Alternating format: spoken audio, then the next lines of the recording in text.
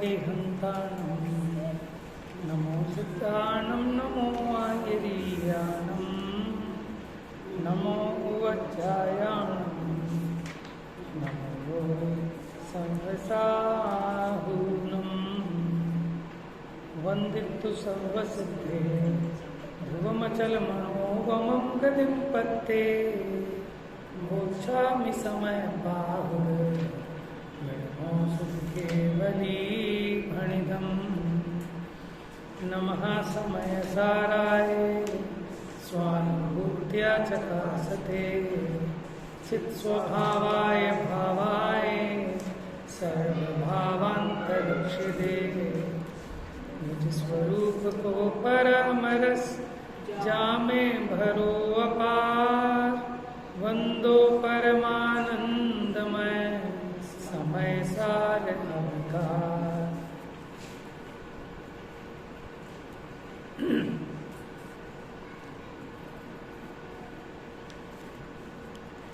ये समय सार जी ग्रंथाधिराज कुंद आचार्य देव सर्व विशुद्ध ज्ञान अधिकार में गाथा 332 से 344 इन गाथाओं में किस एकांत मिथ्या मत का खंडन कर रहे हैं, किस मिथ्या मत का खंडन कर रहे हैं? सांख्य मत। समझा किसको रहे हैं? है?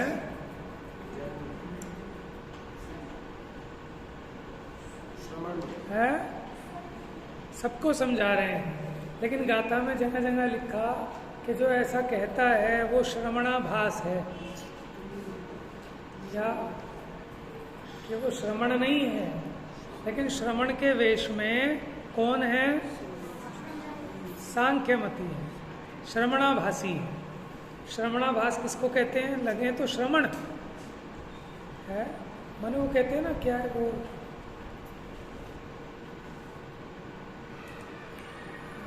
किसके वेश में सियार है? बकरी के वेश में सियार है, तो अंदर सियार, ऊपर से बकरी का उसने वेश पहन लिया। तो ऐसे ऊपर से मुखौटा तो लगाया किसका? श्रवण का, जैन मुनि का, लेकिन उसकी मान्यता तो सांख्यमत वाली है। तो कैसा मानता है सांख्यमती? कैसा मानता है आत्मा को? है? बताओ, तीन बातें तो बता ही रहे हैं हम। हाँ, नहीं, अनित्य तो मानता ही नहीं। हाँ, वो क्या मानता है कि आत्मा सर्वथा नित्य है। अनित्य तो बौद्ध वाला मानता है। जो बौद्ध है वो क्षणिकवादी है। सांख्यमती कैसा मानता है कि आत्मा सर्वथा नित्य है। दूसरा क्या कहता है? आत्मा सर्वथा अकर्ता है। ठीक है। तीसरा कहता है आत्मा सर्वथा शुद्ध है। तो भैया ये जो नौटंकी हो रही है कौन कर रहा है? कि मैं नहीं कर रहा, ये तो सब कर्म करा रहे हैं। तो जब ये अपराध मेरा नहीं है तो इस अपराधों को मिटाने की जिम्मेदारी भी मेरी नहीं है। लेकिन ये बात तो समयसार भी कहता है कि आत्मा नित्य है, शुद्ध है, अकर्ता है। तो फिर जिनवाणी में और अन्य वाणी में क्या अंतर है? कल इस पर अपनी चर्चा की थी। किसी ने प्रश्न पूछा, हमने प्रश्न पूछा था कि शुद्धात्मा कौन है? बताओ मम्मी, शुद्धात्मा कौन है?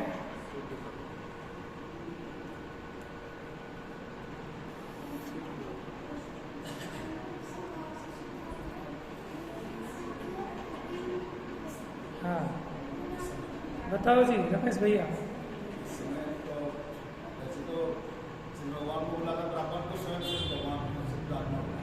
हाँ, माने इस बात में संशय है अभी कि शुद्धात्मा कौन है। अभी तो मैं तो सोच रहा था, मैंने ज़्यादा लंबा खींच दिया कल 1 घंटे और इसी पे चर्चा हुई, लेकिन अभी लग रहा है कि फिर अभी और ज़रूरत है। क्योंकि जो निशंकता आनी चाहिए, जब तक निशंकता नहीं आएगी तब तक मोक्ष मार्ग में गति नहीं होगी। जब तक आपको डाउट रहेगा आप आगे ही नहीं चलाओगे गाड़ी को। और समझदारी भी है, चलानी भी तभी चाहिए जब आपको क्लियर हो जाए कि भैया ये रास्ता है जहां मुझे जाना है। तो शुद्धात्मा कौन है?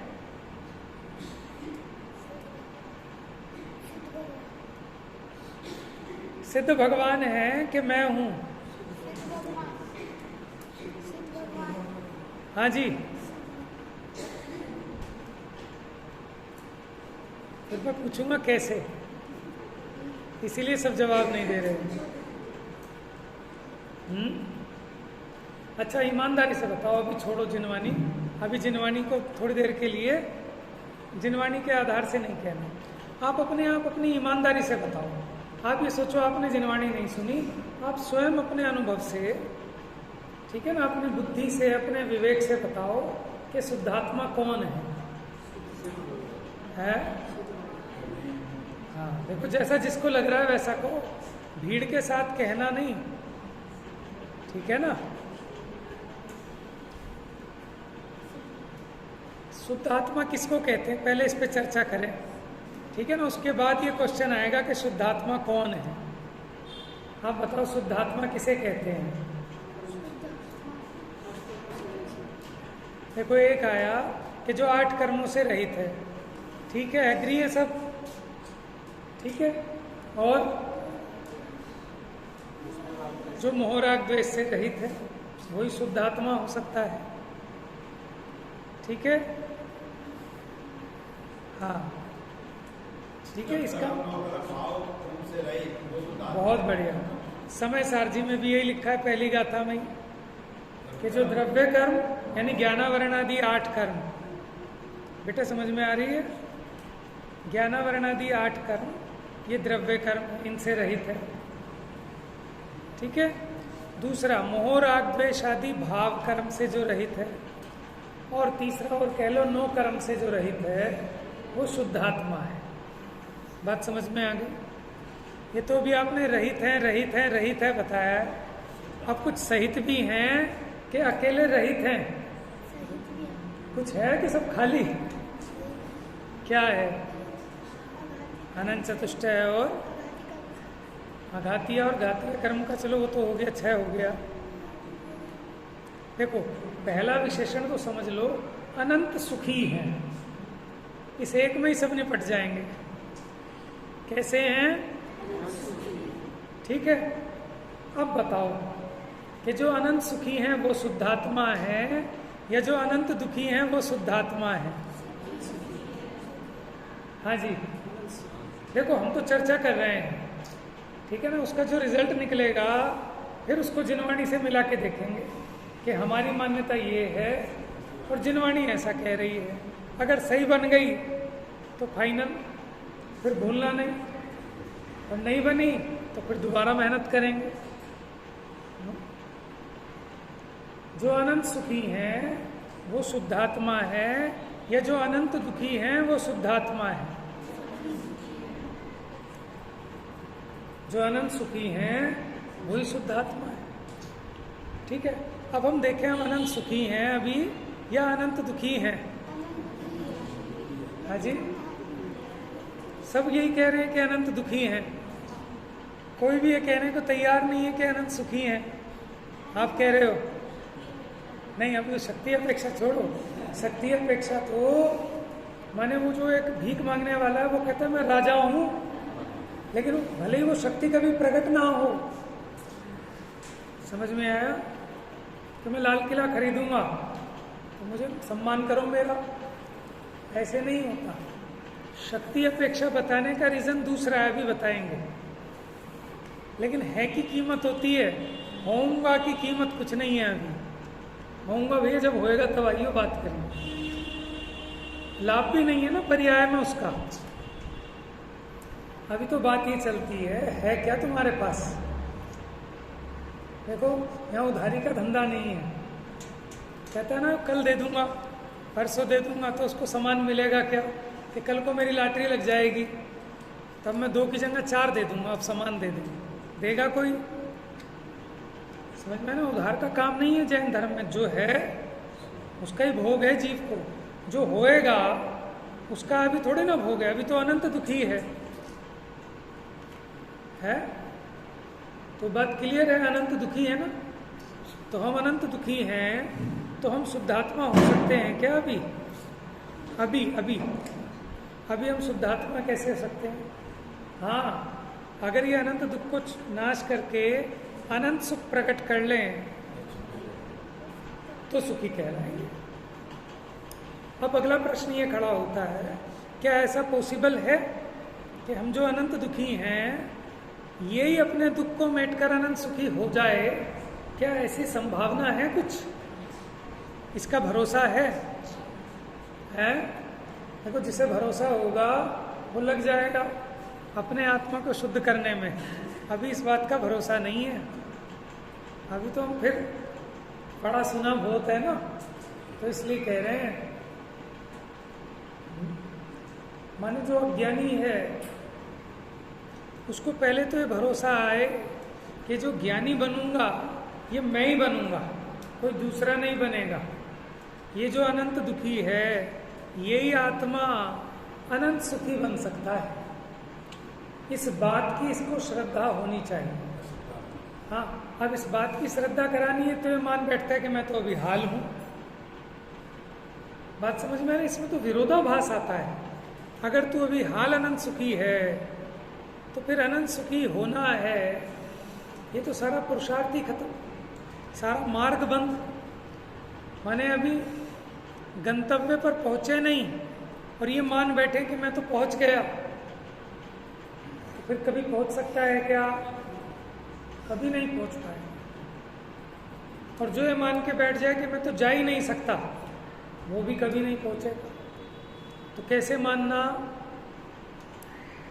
कि वर्तमान में अपनी अज्ञानता से, अपनी भूल से अभी अनंत दुखी हो रहा हूं, लेकिन अपनी भूल को सुधार कर मैं स्वयं अनंत सुखी हो सकता हूं। यहाँ तो नर से नारायण बन सकते हैं, पशु से परमेश्वर बन सकते हैं। इस बात की श्रद्धा आना, इसलिए कहते हैं कि शुद्ध नय से ये आत्मा शुद्धात्मा है, लेकिन सिद्ध परमात्मा साक्षात शुद्धात्मा है।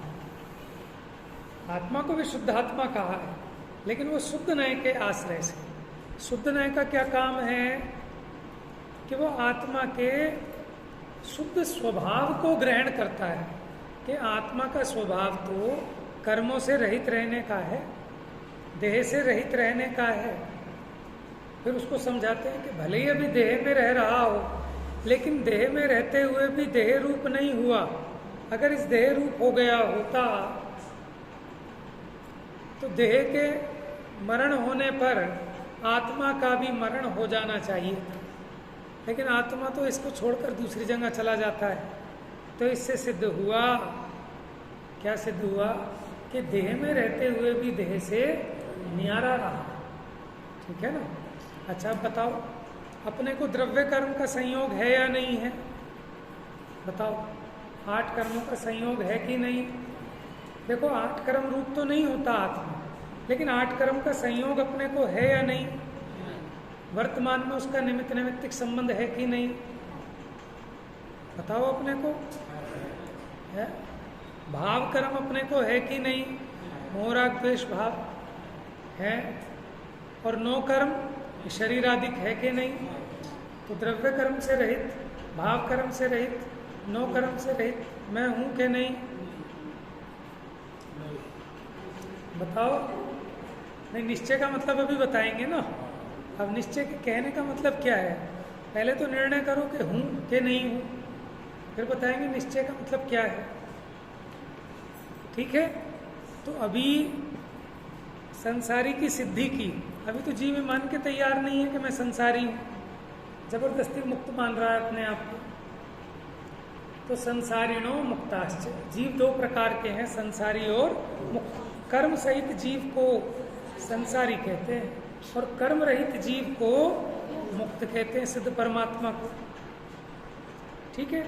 अब जो बात आई निश्चय वाली, निश्चय न कहो अथवा शुद्ध न कहो, अथवा जो स्वभाव का निरूपण करे कि ये तो दुर्गति हो रही है, लेकिन ऐसे बने रहना ये मेरा स्वभाव नहीं है, ये शोभा को प्राप्त नहीं होता है। शुरू में ही कहा कि जो आत्म प्रदेशों में स्थित है वो स्वसमय है, और जो पुद्गल कर्म के प्रदेशों में स्थित है वो परसमय है। जब अमृत कुंद आचार्य इस बात को कह रहे हैं दूसरी गाथा में, तो हम उनसे आगे क्यों दौड़ें? हम उनसे भी ज़्यादा आध्यात्मिक होने के चक्कर में। जब कुंद आचार्य कह रहे हैं कि जो अपने आत्मा के प्रदेशों में स्थित है वो स्वसमय है, और जो पुद्गल कर्म के प्रदेशों में स्थित है वो परसमय है। बात समझ में? फिर तीसरी गाथा में कहते हैं कि ऐसे तो ये जीव को द्विविधपना आता है, स्वसमय और परसमय का, लेकिन जो परसमय पना है वो इसका स्वरूप नहीं है, उसमें इसकी शोभा नहीं है। वो परसमय पना है, मेटने लायक है, इसलिए बंध की कथा विसंवाद को पैदा करती है। इसलिए बंधन में रहना ये आपको शोभा नहीं देता। तो परसमय रूप मत रहो, स्वसमय रूप हो जाओ, ज्ञानी हो जाओ, शुद्ध हो जाओ। तो कैसे होंगे? फिर उन्होंने कहा शुद्ध परिचिदानुभूता सर्वस्वी काम भोग बंद कहा कि सभी जगत के जीव काम भोग और बंधन की कथा से खूब अच्छे से सुनी भी है, परिचय में भी आई और अनुभव में भी आई। इसलिए मैं वो कथा नहीं कहूँगा, मैं तो वो कथा कहूँगा कि जो इसने आज तक सुनी नहीं, अनुभव में नहीं आई, ठीक है ना, परिचय में नहीं आई, ऐसे एकत्व विभक्त भगवान आत्मा की कथा कहूँगा। माने जो सिद्ध भगवान है जिनको हमने नमस्कार किया, अब मैं इनका पुराण सुनाऊंगा तुम्हें। किसका पुराण? सिद्ध भगवान का पुराण। क्या उनका भी पुराण है? क्या? हाँ, कि क्या पुराण है? वहीं से चालू होगी कथा, निगोद से। क्या है वो? निगोद से निकला। एक श्वास में 8-10 बार जन्मो मर्यो भर्यो दुख भार। आगे क्या है? जल पावक भयो पवन प्रत्येक वनस्पति भयो। आप कहोगे तो निगोदिया की कथा है, ये सिद्ध भगवान की क्या कथा है? ये सिद्ध भगवान की कथा है। ऐसे जो रामायण है वो कहाँ से चालू करते हैं? रामायण में उनके जो पुराने भक्त थे जिसमें वो अज्ञानी थे, नरक भी गए होंगे, सबकी कथा आएगी कि नहीं आएगी? तो उससे अपने को पता चलेगा अरे वो भी हमारे तुम्हारे जैसे ही थे। जब वो पुरुषार्थ करके सुधर सकते हैं तो मैं क्यों नहीं सुधर सकता? मेरा स्वभाव भी शुद्ध होने का है, अशुद्ध रहना ये मेरा स्वभाव। तो इसलिए स्वभाव से देखा जाए तो मैं भी शुद्धात्मा हूं। तो स्वभाव से देखा जाए इसी को कहते हैं निश्चय नय से, इसी को कहते हैं परमार्थ से, इसी को कहते हैं शुद्ध नय से। बात समझे? माने आपको वो साइंस समझ में आना चाहिए कि क्या विज्ञान है, कि क्यों तो आचार्य अशुद्ध कह रहे हैं हमें और क्यों शुद्ध कह रहे हैं। जो सुबह सुबह बच्चा उठा गंदा मैला कुचैला, नाक बह रही है, मुंह पे राल लगी पड़ी है, आंखों में ढीठ लगी पड़ी है, और माँ उसे कहती है नहा रहा है कि नहीं नहा रहा? तो कहता है अभी नहा लूंगा, थोड़ी देर में नहा लूंगा। ठीक है, अब उसे माँ कहती है अरे मेरा राजा बाबू उठ गया। हाँ मेरा राजा, फटाफट बाबू बन जा जल्दी से, मेरा राजा बाबू। नहाएगा ना आप? बच्चा तुरंत कहता है कि हाँ नहाऊंगा। कि जब तू बेटा राजा बाबू है तो राजा बाबू को नहाने की क्या जरूरत है, पहले ही राजा बाबू है। और जो बच्चा ऐसा कहे कि मैं तो राजा बाबू हूँ ऑलरेडी, तो मुझे नहाने की क्या जरूरत है, तो माँ कहेगी शकल देख दर्पण में जाकर। ठीक है ना, सोते सोते मुंह पे जैसे कोई, ठीक है, और देखेगा कहेगा हाँ भाई बहुत गंदा, तो वो नहाएगा। साइकोलॉजी है कि हमारा माँ का जो पुरुषार्थ है, माँ का लक्ष्य ये है कि कैसे भी जाकर नहा धो के साफ हो जाए। है नाना प्रकार के जीव है ना, तो जिस युक्ति से समझ जाए उस युक्ति से उसे समझाते हैं। हमने कहा कि आप अशुद्ध हैं, भैया हम तो हैं ही अशुद्ध, हम तो हैं ही अशुद्ध, हम कैसे शुद्ध हो जाएंगे? तो उसको कहते हैं, अरे भैया तो शुद्धात्मा है। तो अच्छा मैं शुद्धात्मा हूँ? हाँ, और शुद्धात्मा कैसे होते हैं? द्रव्य कर्म, भाव कर्म, नो कर्म से रहित होते हैं। तो भैया मेरे पास ये कर्म है, शोभा नहीं देते, इनका मेटन करो, क्या उपाय है? तो इसमें लगता है और ना लगे और ये मान के बैठ जाए कि मैं तो शुद्ध ही हूँ और शुद्धता का उपाय ना करे, तो उसको कहते हैं हे अंधबुद्धि, हे मिथ्या दृष्टि, हे अज्ञानी। है कैसे कैसे बुलाने देते हैं। क्यों? कि तूने देख कैसी अपनी दुर्दशा कर रखी है। एक ग्रंथ में तो यहाँ तक लिखा कि ये जीव का हरामीजादीपना है। क्या क्या है इसका हरामजादीपना? इसी को अच्छे शब्दों में कहा टोडरमल जी ने कि दोष तो आप स्वयं करता है, स्वयं मेहनत रहना चाहता है, इसलिए अपना दोष दूसरों पे सर लगाता है, कर्मों पे मंडता है। सो जिन आज्ञा माने सो ऐसी अनीति संभवे नाही। अब अनीति कहो या हरामजादीपना कहो। ऐसा कोई बच्चा हो ना, तो काम धाम कुछ ना करे और सोचे बाप तो कमाई रहा है, खाए जाओ, तो बाप भी एक दिन उसे कहता है ये तो अनीति है। तो ऐसी अनीति है, अपना दोष दूसरे के सर लगाए और कहे कि मैं तो साफ सुथरा हूँ, मैंने कुछ नहीं किया। तो फिर उसे उसका वो रूप दिखाते हैं कि देख तेरी कैसी दुर्दशा हो रही है, तेरा स्वभाव तो ऐसा है कि सिद्ध शिला में जाए, अपने स्वरूप में आनंद करे, किसी के पराधीन रहे, अनंत ज्ञान अनंत सुख तेरा स्वरूप है? और तो क्या भीख मांगता फिर रहे विषयों की? इस प्रकार उलाहना देते हैं उसको, तब सुधर जाए। माने आप विज्ञान समझो कि क्या प्रयोजन है कहने का, वो भाव पकड़ में आना चाहिए, शब्द मलेच्छ नहीं होना चाहिए। हम या तो अपने को सर्वथा शुद्ध मान के बैठ जाते हैं या सर्वथा अशुद्ध, या फिर समझे बिना दोनों बातें कहने लगते हैं कि शुद्ध भी हूँ और अशुद्ध भी हूँ। अथवा योग सार पढ़ लिया तो फिर कहता है कि ना मैं शुद्ध हूँ ना अशुद्ध हूँ। ये शुद्ध अशुद्ध का विकल्प ही नहीं करना। तो बातें बनानी तो सीख गया, लेकिन फिर पंडित दीपचंद जी को बुलाएंगे तो वही कहेंगे वो, और टोडरमल जी कहेंगे भैया अनीति है? तो देखो 4 बातें बताई हैं समय सार में ही आगे कि हम अपने निज वैभव से दिखाएंगे।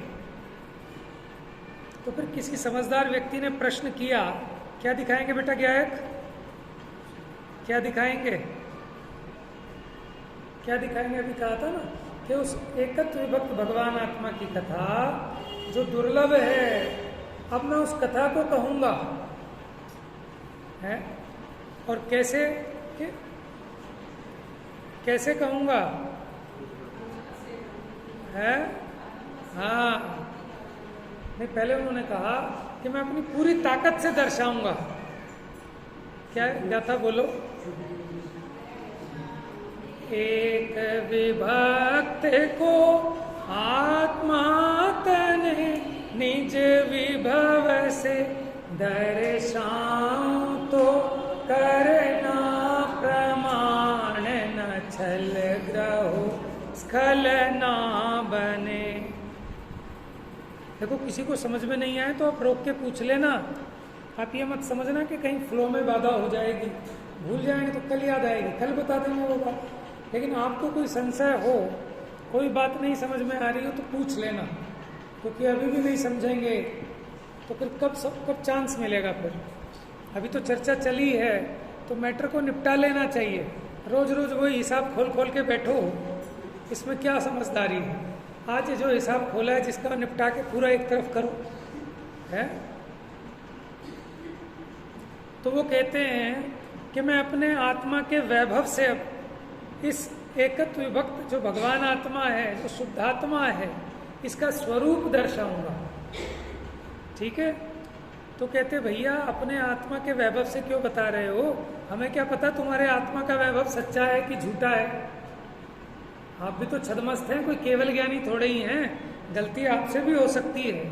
और आप अगर अपने घर की कहेंगे तो उसकी प्रामाणिकता क्या है? क्योंकि प्रामाणिक तो सर्वज्ञ के वचन होते हैं, अल्पज्ञ के वचन प्रमाण नहीं होते। तो कहते भैया पहले मेरी बात सुनो, मैं अपने आत्मा के वैभव से बताऊंगा, मतलब कि मेरे इस आत्मा के वैभव का जन्म कैसे हुआ ये तो सुन लो। कि आगम का सेवन, आगम कहते हैं जो परंपरा से आया है, और षटखंडागम का नाम भी हमने बताया था कि कोई नाम नहीं रखा, वो आगम है उसका नाम। आगम किसे कहते हैं वास्तव में? जो केवली, श्रुत केवली अथवा गणधर आदि के द्वारा कहा गया गुंथित है, वो आगम है। आप तो द्वारा कथित, गणधर द्वारा गुंथित और मुनियों द्वारा जिसका मनन किया गया है वो आगम है। जैसे अब इसका नाम षटखंडागम इसलिए रखा क्योंकि इसमें 6 अध्याय, एक तरह का 6 प्रकार का विषय है, इसलिए उसका नाम रख दिया षटखंडागम। वो वास्तव में अपने आप में कोई नाम नहीं है, वो तो हमने काम चलाने के लिए रखा है। उन्होंने तो उसको आगम ही कहा है क्योंकि वो धारा प्रवाह से प्राप्त हुआ। तो जो मैं बात कहने जा रहा हूँ, ये इसका, मेरे वैभव का जन्म भी आगम के सेवन से। सबसे पहले तो आगम का सेवन करना, फिर दूसरा पर अपर गुरुओं का उपदेश है, दूसरे नंबर पे युक्ति का अवलंबन है, दूसरे नंबर पे युक्ति का अवलंबन। युक्ति किसे कहते हैं? मति स्मृति संज्ञा चिंता अभिनिबोध इत्यन अर्थांतरम। इसमें जो चिंता शब्द आया, चिंता कहते हैं तर्क को,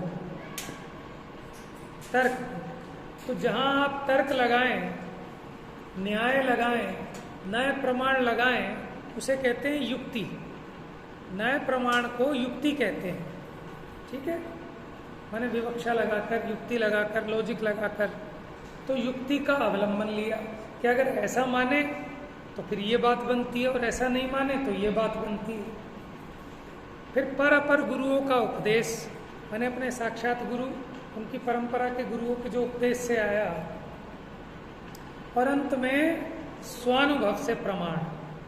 अब अपने अंदर में वैसा वेदन करो कि जैसा भगवान बता रहे हैं कि वाकई में ऐसा है या नहीं है, ठीक है? 4 बातें। कोई अकेला कहे, अगर मान लो वो इसको कहते कि स्वानुभव से प्रमाण है, तो फिर उनकी बात आगम नहीं होती, फिर उनका कथन शास्त्र नहीं कहलाता। समझ में आया?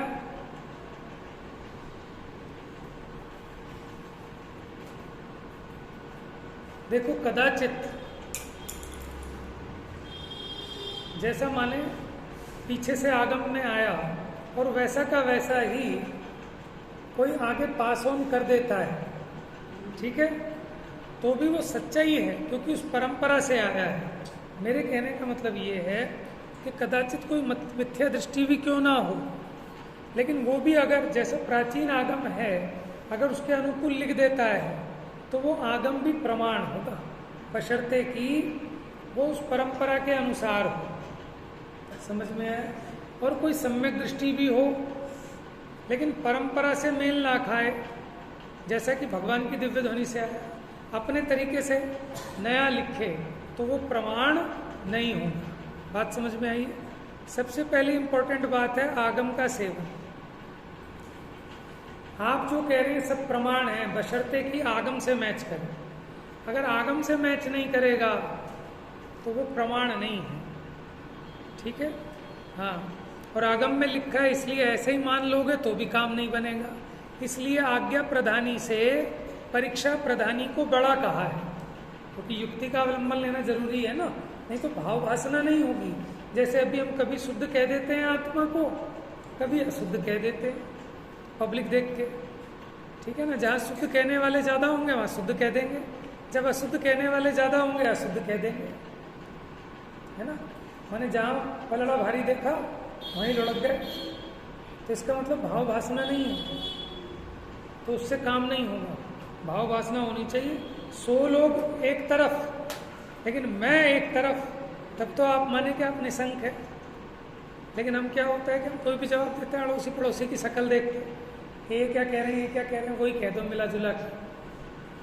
बात कहने की नहीं है, बात मानने की। आप क्या आपको लग रहा है, क्या समझ रहे हैं, ठीक है? ऐसे नहीं चलेगा कि हमारे मन में आई हमें विचार आया ऐसा हो जाएगा, कैसे नहीं, कि भगवान क्या कह रहे हैं, दिव्य ध्वनि क्या कह रही है, शास्त्र क्या कह रहे हैं, उसके अनुकूल अपने काम करना है तो काम होगा। ठीक है।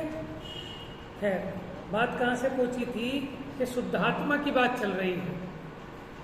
तो इसका मतलब ये तो अभी आपको समझ में आ गया कि शुद्धात्मा माने सिद्ध भगवान। अब जो हमें शुद्धात्मा कहते हैं कि यही आत्मा शुद्ध होने लायक है, यही आत्मा शुद्धता का कारण है। ठीक है। यही पत्थर है जिसको तराशने पर हीरा बन जाएगा, कोई अलग से पत्थर नहीं लाना। इस अपेक्षा कहते हैं इस पत्थर को भी हीरा कहते हैं। जो कोयला दिख रहा है उसको भी हीरा कह रहे हैं, लेकिन उसे ही हीरा मान के उसकी अंगूठी बनवा ले तो बिकेगी क्या? एक ही बात है। थोड़ा सा और शब्द, थोड़ा सा और ऊंचे लेवल का है। तत्सम शब्द है दर्शाऊं है। देखो ऐसा है, दर्शाऊं शब्द तत्सम शब्द है और दिखाऊं ये तद्भव शब्द है। माने धीरे धीरे हिंदी में जो शब्द आए वो संस्कृत से आए, तो जो संस्कृत से सीधे हिंदी में आ गए। कौन सा? दिखाऊं हिंदी में। अब हिंदी में भी क्या है, पहले हिंदी थोड़ी सी एक उस हिंदी का लेवल था, तत्सम शब्दों की प्रचुरता थी, लेकिन जो जो अब समय गुजरता जा रहा है बोली में परिवर्तन आता जा रहा है। ठीक है ना। दिखाऊं ये उसका अपभ्रंश रूप हो गया, थोड़ा बिगड़ा हुआ, इसको कहते हैं तद्भव शब्द। जैसे दधी और दही, अंतर है क्या कि दधी जो है तत्सम शब्द है, जैसे मस्तक है और माथा, क्या अंतर है? बस समझ गए ना, थोड़ा व्याकरण संबंधी है?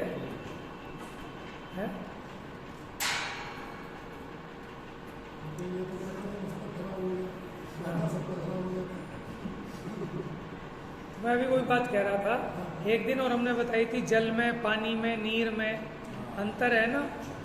ठीक है ना। लेकिन नॉर्मल रूप से जब हम कह रहे हैं माथा खराब हो गया, यानी मस्तक, माथा, उसी सेंस में कह रहे हैं। बाकी शब्दों का प्रयोग, हाँ, और ये कहता है मस्तक का भूषण गुरु आज्ञा है, माने जहाँ अच्छे शब्द में प्रयोग करना हो तो ऐसा है ना। हर एक चीज का एक कॉम्बिनेशन होता है। जब नेगेटिव में कहनी हो तो मस्तक अच्छा नहीं लगेगा, फिर तो माथे अच्छा लगेगा। ठीक है।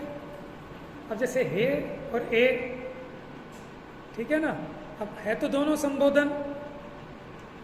जब सीता डायलॉग बोलेंगी तो कहेंगी हे स्वामी पधारिए, और अगर मान लो वही डायलॉग किसी कोई माने राक्षसी को दिया जाए तो वो ऐसे बोलेगी ए इधर आ, अबे इधर आ।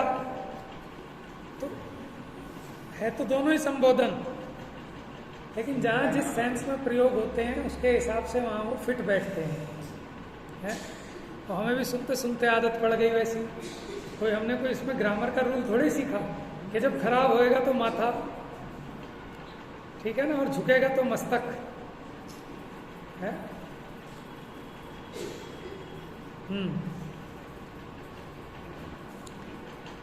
तो जो निश्चय नय से आत्मा शुद्ध है उसकी अपेक्षा ये है कि वो कारण, वो उपादान आत्मा में ही है शुद्ध होने का, कहीं बाहर से आपको कुछ लाके करना नहीं है।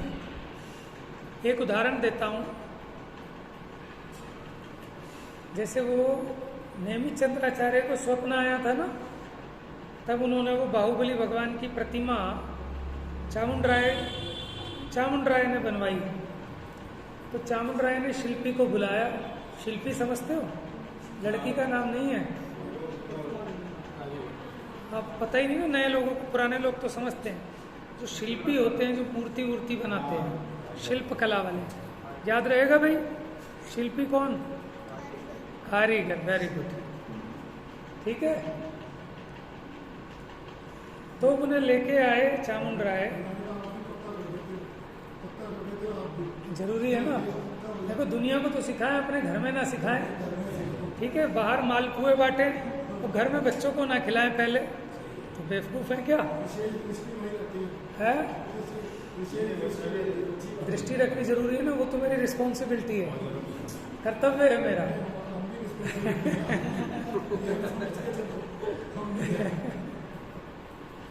ठीक है, क्योंकि देखो जब हम पापों में इनको लगाते हैं, ठीक है ना, तो उनसे छूटने का रास्ता भी हमें बताना पड़ेगा। लगाते हैं ना, बच्चा शादी नहीं करे तो चुपचाप शादी करा ले। समझ में आया? कोई बच्चा घर में पड़ा रहे, खेलने न जा रहे, खेल ले भाई, थोड़ी देर जा, यहीं पड़ा रहेगा तो। समझ में आया? और उसे स्कूल भेज रहे हैं तो पुण्य करने के लिए भेज रहे हैं कि पाप करने के लिए?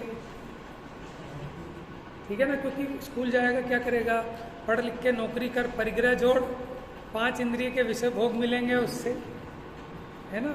मंदिर छोड़ के भी 7 बजे भेज देते हैं स्कूल, और मंदिर 8 बजे से पहले, 9 बजे से पहले नहीं आते, है कि नहीं? तो देखो हमारा झुकाव कहाँ है ना। स्कूल का होमवर्क एक दिन ना करके ले जाए तो हम उसकी पिटाई करेंगे, और पाठशाला का कोई बात नहीं बेटा, रह गया तो कोई बात नहीं, कल कर लियो, परसों कर लियो, छोड़। ये लगता है फ्री का काम, वहाँ लगता है कि इम्पोर्टेंट काम है वो स्कूल वाला, सबका यही है। लेकिन एक एक बूंद बूंद से घड़ा भरता है, तो धर्म का संस्कार माने बूंद बूंद भी डालेंगे तो एक दिन बच्चों की गुल्लक में इतने पैसे जुड़ जाते हैं, है ना। इसलिए इसमें कोताही नहीं करनी चाहिए। माने हम एक एक घंटा भी रोज ये बूंद बूंद भी डालेंगे ना, तो वहाँ तो रत्नकरण शावकाचार्य में ही लिखा है, हाँ, 16 कारण भावनाओं का प्रकरण है, उसमें अभीक्षण ज्ञानोपयोग भावना है या मार्ग प्रभावना है, कोई भावना उसमें है। उसमें लिखा कि जो नित्य प्रतिदिन एक अक्षर का भी निरंतर अभ्यास करे है, सो भी श्रुत का पारगामी हुए है। कितनी बड़ी बात है कि जो निरंतर एक अक्षर का भी अभ्यास करे, एक पेज नहीं कह रहे, एक लाइन नहीं कह रहे, जो निरंतर, निरंतर का मतलब है बिना अंतर डाले, नियम से। ये नहीं कि आज पढ़ लिया फिर 15 दिन बाद उठाया शास्त्र, तो जो पढ़ा था वो सब गायब। तो जो नियत नियम से एक अक्षर हु का अभ्यास करे है, सो हु श्रुत का पारगामी होए है। समझ में आया? और जो 1 घंटा अभ्यास कर लेगा उसको तो पूछो ही मत, लेकिन विशुद्ध भाव से, कोई मान बढ़ाई के लिए नहीं, कोई लौकिक प्रयोजन के लिए नहीं, कोई पुण्य की सिद्धि के लिए नहीं, अपने आत्म कल्याण की भावना से, तो वो भी श्रुत का पारगामी हुए है। जो द्वादशांग का ज्ञान है वो पढ़ पढ़ कर नहीं होता, बिना पढ़े हो जाता है। कैसे? उस विशुद्धता के बल पर, है ना। आत्मा में विशुद्धता अधिक होती है तो सब ज्ञान हो जाता है। मुझे एक बात बताओ, जो गणधर हैं, आप बताओ उन्हें सीए की सारी पढ़ाई का ज्ञान होता है कि नहीं होता है? इंजीनियरिंग की पढ़ाई का, डॉक्टरी की पढ़ाई का,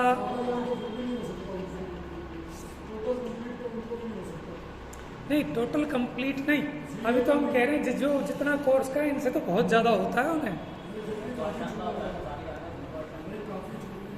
मैं गणधर की बात कर रहा हूँ, गणधर की, मैं गणधर परमात्मा की बात कर रहा हूँ, जिन्हें द्वादशांग का ज्ञान है। उनके विशुद्धि होने से ज्ञानावरणी का ऐसा क्षयोपशम विशेष हुआ तो उन्हें द्वादशांग का ज्ञान है।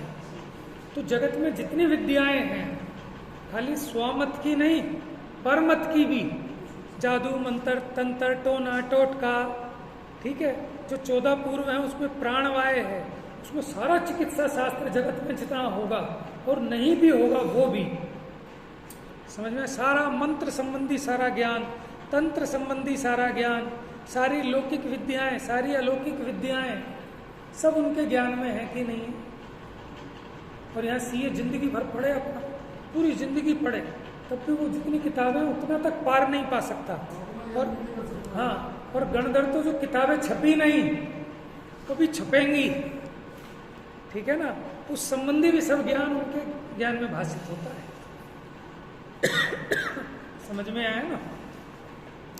क्योंकि सारा ज्ञान यहाँ भीतर से आना है, किताबों में से ज्ञान नहीं आना। ये तो निमित्त नैमित्तिक संबंध है कि किताब पढ़ने में उपयोग को लगाता है तो कसायमंद होती है तो विषय स्पष्ट भाषित होता है। तो इसलिए चाहे बूंद बूंद डालना, चाहे गुल्लक में डेली 1 रुपया डालना, लेकिन डेली डालना, क्योंकि एक दिन भी प्रमाद करोगे तो फिर भूल जाता है।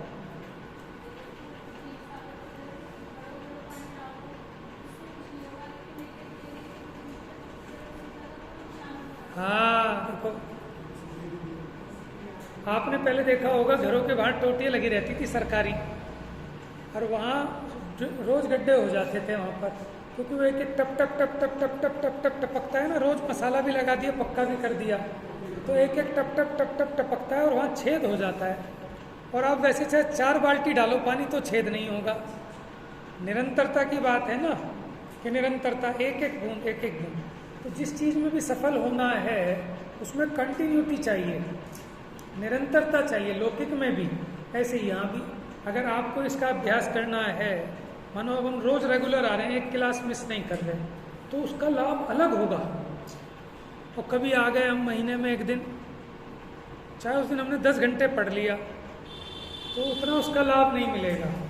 आप एक दिन में 100 बादाम खा जाओ, और एक एक बादाम 100 दिन में खाओ, कौन से बढ़िया है?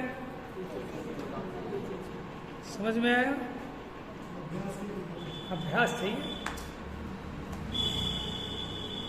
तो जो एक अक्षर हु का अभ्यास निरंतर करे है, सोहु श्रुत का पारगामी हुए। तो ये बात बड़ी इंपॉर्टेंट याद रखने लायक है। तो घबराना नहीं कि हमें ज़्यादा समझ में नहीं आता, कोई बात नहीं।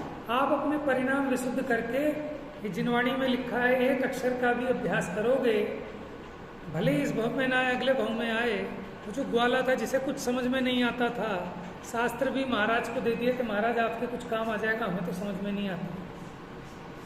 तो वो देखो उनके ज्ञान का इतना उघाड़ हुआ अगले जन्म में कि कुंद आचार्य रूप में ये उत्पन्न हुए, वही ग्वाला। और उसी सेठ के यहाँ सुदर्शन नाम का ग्वाला था ना शायद ये। तो सब है भावों का खेल।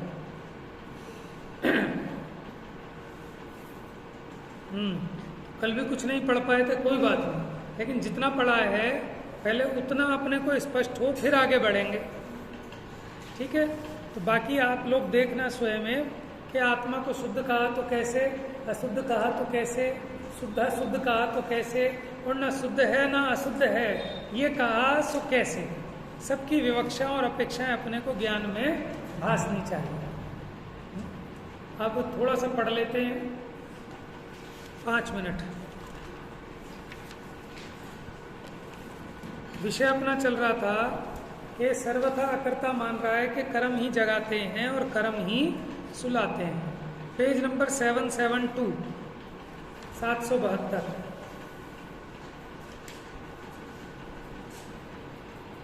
तो यह कह रहे निद्रा कर्म के उदय से नींद आती है, सातावेदनी के उदय से सुख होता है, ज्ञानावरणी के उदय से अज्ञान होता है, मिथ्यात्व कर्म के उदय से मिथ्यात्व होता है। आत्मा तो भैया शुद्ध है, वो कुछ नहीं करता। ठीक है? अब आगे देखो, सेकंड पैराग्राफ, पेज नंबर 772 पर। इस प्रकार ऐसे सांख्य मत को, माने जितना निरूपण किया ये सांख्य मत का निरूपण था, ऐसे उपदेश को अपनी बुद्धि के अपराध से सूत्र के अर्थ को ना जानने वाले कुछ श्रवणाभास प्ररूपित करते। सूत्र के अर्थ को ना जानने वाले क्या? क्योंकि हमारे सूत्र में भी मिलेगा आत्मा शुद्ध है, अहम को खलु शुद्धो धनसन्नाणमयी सदा रूवी नवीयत्थ मज्ज किंचवी अन्नम परमाणु में तम। तो वहां भी शुद्ध लिखा, लेकिन भैया उस सूत्र के अर्थ को भली प्रकार नहीं समझे, तो कुछ श्रवणाभास ऐसा प्ररूपण करते हैं।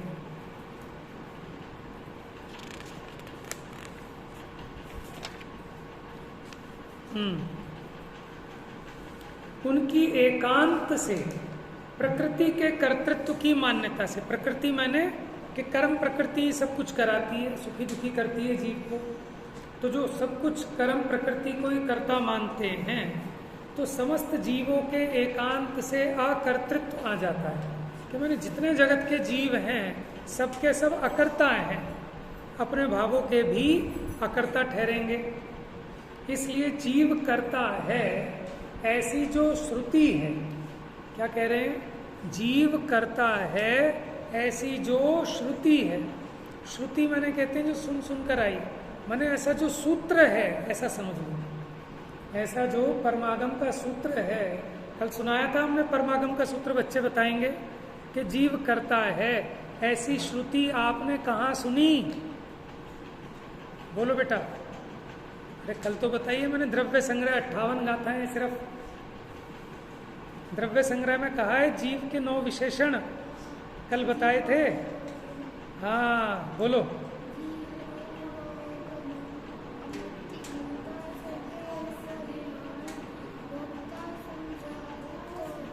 देखो बुद्धि के भी ना अलग अलग प्रकार होते हैं। जैसे आपने वो सुना हो कोष्ठ बुद्धि, बीज बुद्धि, रिद्धि, सुने ये सब रिद्धियां हैं, 64 रिद्धियां। कोष्ठस्ते धान्योपमेक बीजम संभिन्न संत्रोत्र पदानुसार चतुर्विधम बुद्धि बलम दधाना।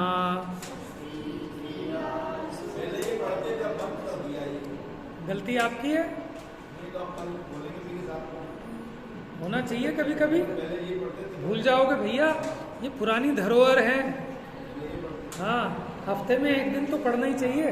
पुरानी पूजाएं, मैंने पहले भी कहा था, संस्कृत की पूजा एक दिन, हफ्ते में एक दिन संस्कृत की पूजा करो, नहीं तो जो नए लगने वाले लोग हैं उन्हें तो पता ही नहीं चलेगा बेचारों को, है ना, फिर लुप्त हो जाएगी ये सब चीजें। फिर हमारी जिम्मेदारी है एक दिन अड़ जाओ कि हफ्ते में 6 दिन तुम्हारी मर्जी की हो रही है, आज ये होगी, ठीक है। हाँ जी, तो मैं कह रहा था बुद्धि की देखो अलग अलग टाइप की क्वालिटी होती है। एक बुद्धि की क्वालिटी ऐसी है जैसे हमने जो धान जहाँ रखा वो वहीं के वहीं रखा मिलता है, बिल्कुल एज इट इज। तो हमने जो पढ़ा सुना सीखा, जहाँ जिस रेफरेंस में जैसा सीखा था वो वैसा का वैसे ही बुद्धि में स्पष्ट रहता है। उसको कहते हैं कोष्ठ बुद्धि, कोष्ठ बुद्धि रिद्धि। जैसे कोठे में, ठीक है ना, अलग अलग जगह केमिस्ट अलग अलग सामान रखता है, अलग अलग, वो वहीं का वहीं बिल्कुल सेट रखा रहता है। ब्रैकेट बोलते हैं। अच्छा तो वहाँ कोष्ठ का मतलब कोठा है, वो तो कोष्ठक, चलो ऐसा कह लो, कोष्ठ का मतलब कोठा, कि जैसे कोठार में, भंडार में आपने जो चीज़ जहाँ रखी वो वहीं रहती है, गड़बड़ नहीं होती। हाँ बिल्कुल। तो ऐसी जब जो चीज़ हमने पढ़ी सुनी सीखी वो वैसी के वैसी रखी रहती है, और काम वहाँ से उठाई तुरंत कि मौके पे जहाँ जिस रेफरेंस में कब किस चीज़ की ज़रूरत है। देखो हमने मान लो 1 से 58 तक गाथाएं याद कर ली, ये अलग प्रकार की बुद्धि है ना, इनके नाम भी अलग अलग हैं ऐसी बुद्धियों की, कि उसकी इतनी स्मरण पावर है कि उसने 58 गाथाएं याद कर ली, ठीक है। अच्छा एक बुद्धि ऐसी कि आप उसको बोलो 5 नंबर की गाथा सुना तो सुना देगा, 12 नंबर की सुना तो सुना देगा। एक की बुद्धि ऐसे ऐसे नहीं, वो रेडियो चालू करो पहला वाला जीवो से, तब वो चालू होगा, जहाँ टूट गया फिर चालू करो फिर चालू होगा, तो उसकी अभी हल्की बुद्धि है। एक की बुद्धि ऐसी है कि हम उसे कहेंगे भैया जीव के 9 विशेषण बताएं, उसे तुरंत याद आएगा कि द्रव्य संग्रह गाथा नंबर ये समझ में आया। एप्लीकेशन वाली बुद्धि कि कब कहाँ क्या चीज़ अप्लाई होनी है, ठीक है। आपको पता है कि यहाँ हल्दी रखी है, यहाँ चूना रखा है, यहाँ ये रखा है, वो रखा है, लेकिन अब इसके ऐसी चोट लगी है सीधा हाथ हल्दी के खाने में ही जाए, ये अलग टाइप की बुद्धि। तो ऐसे ही कब कहाँ किस रेफरेंस में कौन सी गाथा किस ग्रंथ में कहाँ लिखी, कहाँ क्या कहा, तो ये सारे तिकड़मबाजी ये बुद्धि लगा लेती है। तो वो एक अलग तरह की बुद्धि, वो रिद्धि है कोष्ठस्थ, जिसको कह रहे हैं कोष्ठ बुद्धि रिद्धि। एक होती है बीज बुद्धि। बीज बुद्धि क्या होती है, जैसे एक बीज है, अब एक वट का बीज है, अब उस वट के बीज में पूरा वृक्ष छिपा है कि नहीं छिपा है, फाड़ के देखो जरा उसे, है तो फिर क्यों कह रहे हो छिपा है? निश्चय से। समझ गए कैसे छिपा है? और व्यवहार से, व्यवहार से उसमें कुछ नहीं है। और व्यवहार तो झूठा होता है, व्यवहार तो झूठा होता है, झूठा नहीं होता। क्या होता है? वो उपचार होता है, ठीक है, वो निमित्त की अपेक्षा से कथन करता है, ठीक है, झूठा नहीं होता व्यवहार। अब आपको बात समझ में आ रही है निश्चय और व्यवहार की, ठीक है। ऐसे ही हम ये कहते हैं कि शुद्धात्मा है, दिखाओ कहाँ है शुद्धात्मा? जो शुद्धात्मा उसको तो केवल ज्ञान होना चाहिए, जो शुद्धात्मा वो अनंत सुखी होना चाहिए, जो शुद्धात्मा उसके देह आदि नहीं होनी चाहिए, जो शुद्धात्मा उसके सुख दुख ये सांसारिक वाले नहीं होने चाहिए, उसको इच्छा नहीं होनी चाहिए। दिखाओ कहाँ है शुद्धात्मा? है कि नहीं है? कि फिर भी है कि कैसे है? बीज वाला उदाहरण लगा लो इस पर कि उस बट के बीज में पूरा वृक्ष छिपा है कि नहीं छिपा है। अब बच्चा कहे कहाँ पापा इतने से, उसमें कहाँ छिपा है? कि छिपा है का मतलब है कि इसको आप जब बोएंगे ये 2, 4, 5 साल में इसमें इतना बड़ा वृक्ष होगा। इसको आज कह रहे हो कि छिपा है, ऐसी समझ लेना कि भैया तुम आत्मा नहीं हो, परमात्मा हो। तो कहाँ परमात्मा हो? तो उसका मतलब यही है कि ये आत्मा जब अपने आत्मा को पहचाने, अपने में लीन हो जाए, तो ये भी 2, 4, 10 भवों में परमात्मा हो जाएगा। तो उसको आज परमात्मा कहते हैं, इसलिए कहते हैं निश्चय से परमात्मा है। जैसे निश्चय से उस बीज में वृक्ष है। अब वृक्ष छिपा है, अब उस वृक्ष पे कितने बीज आएंगे? ये पेन रख दो बेटा, घर जाके इसका कर लेना। हाँ, एक बीज में अगर उस बीज को बोएंगे तो उसमें से इतना बड़ा वृक्ष निकलेगा। और उस वृक्ष पे फिर कितने सारे बीज होंगे? बहुत सारे फल होंगे, हर एक फल में अनेक अनेक बीज होंगे, फिर हर एक बीज में फिर वृक्ष। ऐसे आप देखो एक बीज में अनंत वृक्ष छिपे हैं। बात समझ में आ रही है?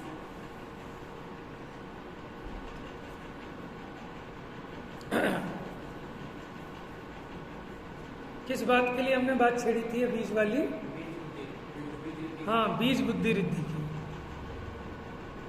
तो बीज बुद्धि ऐसी है कि इतना सा आपने उपदेश दिया, इतना सा, अब उस पे से इतना ज्ञान का विस्तार कर लेगा अपने ज्ञान में, इशारे में, जिसको कहते हैं समझना। थोड़ी कही खूब समझना, ठीक है, खूब समझना, ये है बीज बुद्धि। और एक जड़ बुद्धि होती है, उसको इतना समझाएं तब भी इतना सा समझ में नहीं आए, और एक तो सिर्फ इतना सा समझाएं और उसमें से वो आगे सब अपने आप डेवलप कर लेगा पूरा, माने सब खोल खोल के समझ ले। ये एक बीज बुद्धि रिद्धि है। लेकिन ये सब रिद्धियां प्रकट कैसे होती हैं? परिणामों की विशुद्धता से, ठीक है। रिद्धियां तो मुनिराज को प्रकट होती हैं, लेकिन अपनी भूमिका में भी भले वो पूरी रिद्धि प्रकट ना हो, लेकिन उस प्रकार की ज्ञान की विकास की दशाएं जितनी हो सकती हैं गृहस्थी में वो होती हैं, लेकिन उसका आकर्षण नहीं होता ज्ञानी को। श्रीमद राजचंद्र जी को थी ना, उन्होंने शतावधान का एक प्रयोग किया था मुंबई जब वो उतरे। शतावधानी थे, आपको पता है? श्रीमद राजचंद्र जी, क्या होता है शतावधानी? शत माने होता है 100, अवधान माने ग्रहण कर लेना, 100 चीजों को एक साथ। 100 चीजों को एक साथ मतलब कैसे? कि एक व्यक्ति के साथ शतरंज खेल रहे हैं, ठीक है, दूसरा व्यक्ति उन्हें कुछ सुना रहा है इधर से, तीसरा व्यक्ति कुछ और सुना रहा है, समझ में, चौथा कुछ कर रहा है, 5 वैसे 100 लोग एक साथ, उन 100 के 100 लोगों की बात को समझ लें और सबके जवाब बाद में दे दें। शतरंज भी खेलते रहें, उसका भी उत्तर बता दें, उसका भी। इसको कहते हैं शतावधान, कि 100 काम एक साथ में ग्रहण कर लेना, अवधान